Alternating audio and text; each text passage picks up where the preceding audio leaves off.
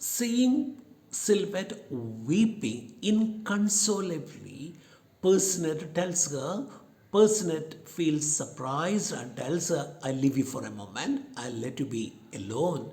Then he tells himself, on a day like this, it's only too natural. So Personette thinks that she is overcome with the joy, that's why she is weeping. And he says it's quite natural that you are overcome with joy. That's why the tears come out. He goes to the right, sees a bill on the table, takes a pencil from his pocket and sits down. I'll just write down those lines. He picks up the bill, starts to write, notices the writing, and then he reads aloud. He wants to write something about the love story. He sees something written in the bill and he starts reading it. I, Stafforel, having pretended to be killed by sword fight, from a foolish young blade, hereby render account for torn clothes, wounded pride, 40 francs. Smiling, what is it? He continues reading to himself and his smile dies away. Personette thinks that Sylvette is crying because she is overcome with joy. Then she takes a piece of paper and begins to write something. Suddenly he notices what is written in the piece of paper and he begins to read it. He picks up the bill, starts to read. He reads aloud. What does it say? It says, I, Stafforel, having pretended to be killed by a sword fight, sword thrust, from a foolish young blade. It refers to Personette. Hereby render account for torn clothes and wounded pride, and the cost of this is 40 francs. Then he smiles. What is this? He doesn't understand what bill it is. He says, what is it? Then he continues reading to himself. Then his smile disappears. He becomes serious. Sylvette, wiping her eyes, he would fall from the clouds if he knew I must be careful. Sylvette knows that he is reading the bill and he tells herself, oh, he would fall from the clouds if he knew, oh, I must be careful now. Personette rising, well, what is this? Sylvette going towards him.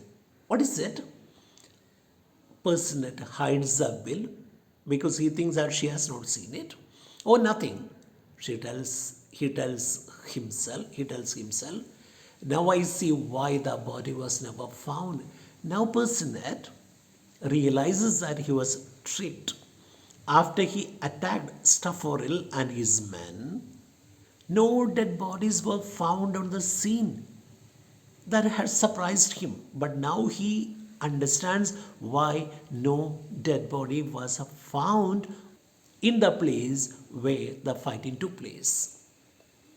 Sylvette, turning around to show Personette her dress, you have said something about the dress today?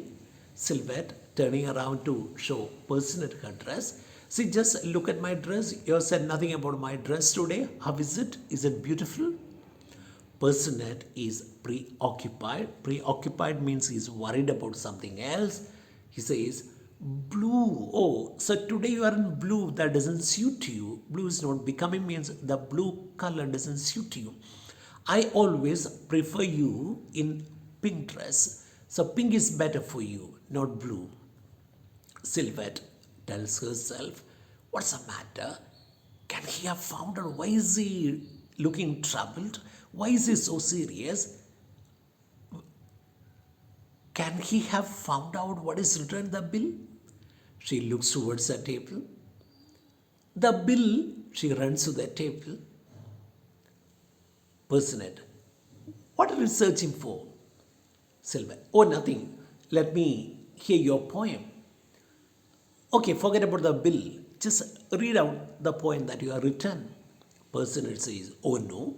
Sylvette, please read out the poem. Personette is serious and he says, oh no. Sylvette, I want to hear it. Personette, the poem is not good. The lines in the poem are not good. Sylvette, tells herself, I think he knows what has happened now. Personette aside, Personate doesn't know that she knows about it, so he tells himself, oh, I think she knows both each other, both now both of them to each other.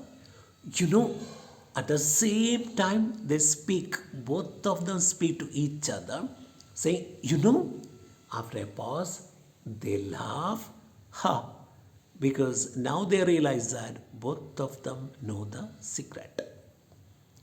Person, isn't it funny? Silver, yeah, that's very funny. Person, we were made to play a drama. We were made to play a farce a comical skit. Our fathers were the best of friends all the time. They pretended to be enemies, so we got fooled. We had thought that we had fooled the fathers, but now we know that fathers have fooled us. Sylvette.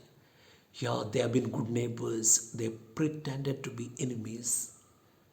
Personate. I'm sure they're cousins too. I'll warn, I'm very sure they're cousins. Sylvan bows to Personate and says, I'm going to marry my cousin. Now I know you are my cousin. I'm your cousin. Personate. Yeah, my cousin. Sylvan, how nice and respectable. Personate. Classic. Really great. Excellent. Sylvan. Of course, I had dreamed of a marriage move, but it is comforting to know that our love coincides with our duty. I had dreamt of this marriage so many times, but it is very, very soothing, comforting to know that our love coincides with our duty. So we are duty bound to marry each other. Personate. The material interests of fathers. I know our love coincides with the material interests of selfish interests of fathers. Our fathers want to protect their land by bringing us together. So our love coincides with their selfish material interests. Silver, excellent marriage. In short, a marriage of convenience for the parents and a poor idyll here, pastoral, something that is beautiful. Idyll is an extremely happy, peaceful, or picturesque situation. An excellent marriage. I feel like describing it as a marriage of convenience and a poor, beautiful situation. Personate, oh, gone. Sylvette also says, yeah, it's gone. So I am the good little girl of the family, aren't I?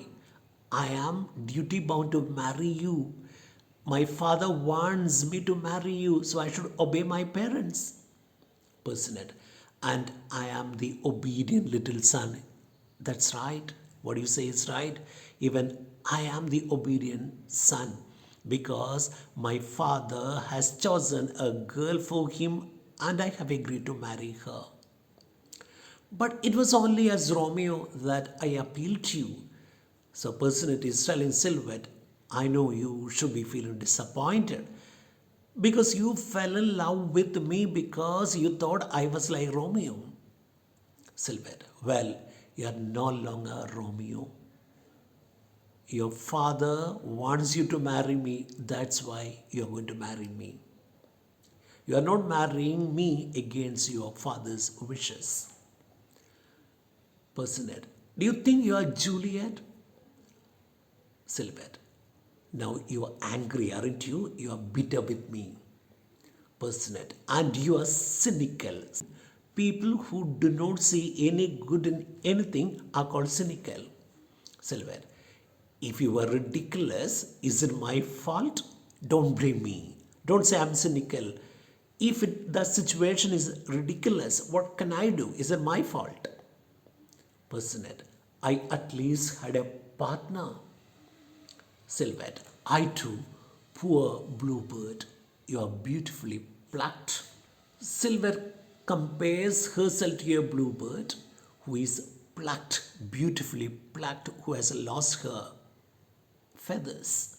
So he says, Sylvette says, I too had a partner, but today look at me, I'm a poor bluebird and I am stripped of everything. I'm beautifully plucked. Person angrily, a pre-arranged abduction. Now both the children are angry with their parents for staging a drama, fooling them, tricking them. Sylvan, drama, farce, comical, skit, all of it. Personate. And I, your savior, in the drama, I acted as your savior. All our poetry was bought and paid for. We wrote poems, but then everything is planned. Everything is planned in advance. All our poetry was bought and paid for. Nothing came from the heart. Our beautiful bubble is now a tiny fleck of soap. So we thought our love was like a bubble in water. Now we know that it is not a bubble, it is only a small fleck of soap. Now we should say goodbye to the Shakespearean lovers Romeo and Juliet. We are no longer Romeo and Juliet now. We have nothing in common. Oh, Romeo and Juliet, please pardon us. We are not like you, Silver. Nothing. Personate. In the place of a divine drama, we played an infamous, unordinary drama, parody, an imitation of a great drama, an imitation or version of something that falls far short of the real thing. So we played not a divine drama, but a parody. Sylvette, a nightingale was a sparrow, Sylvette says. We thought there was a nightingale, but the nightingale turns out to be an ordinary bird called sparrow. Personate. We had an immortal wall, but now we know that the immortal wall was a Punch and Judy theatre. Punch and Judy theatre is a traditional puppet show performed by a puppeteer in a booth for street audience. The main characters are Punch and his wife Judy, and the situations involve silly physical comedy with the characters being tricked and playing tricks on each other. So we are reduced to Punch and Judy, not Romeo and Juliet. We were the puppets worked by our fathers. The fathers used us, treated us as puppets. Silver. But how much more ridiculous we should be if we loved each other less than we do. Now Silver is telling Personette Silver is asking Personette how much more ridiculous we should be if we loved each other less than we do. Personette, we must love now more and more. So we shouldn't stop loving each other just because we are duped by our parents. We should try to love each other more and more. Sylvan. But we adore, worship. The word is not a bit too strong. Use a better word than adore. Sylvan. Love can console us. Love can console us. We are hurt. You are hurt. I am offended. Don't you think love can console us? Love can comfort us? Can't it, my treasure, oh my love? Silver calls him a treasure. Personate. Certainly my jewel. He calls a jewel. He says, our love can console us now. Silver. Goodbye then, my dearest. Personate. Goodbye, my darling. Silver. I shall dream of you. You're my heart. Personate. I love you so much. Silver. Good night. She goes out. Personate. So this is how I have been treated. I've been treated just like a puppet. But who is this? The man with the long mustaches. I don't know him. At that time, a stranger enters. The stranger has got long mustaches. Personate is wondering who this man is. Stuff for real. Enters. and walks majestically towards Personet. So the stranger is actually Stafforel, who had a fight with Personet earlier. Stafforel, with a profound bow, he pays respect to Personet and he says, I have come to collect a small bill. I had given a bill to your father. I want to collect that money. Then Personet is asking, are you an upholsterer?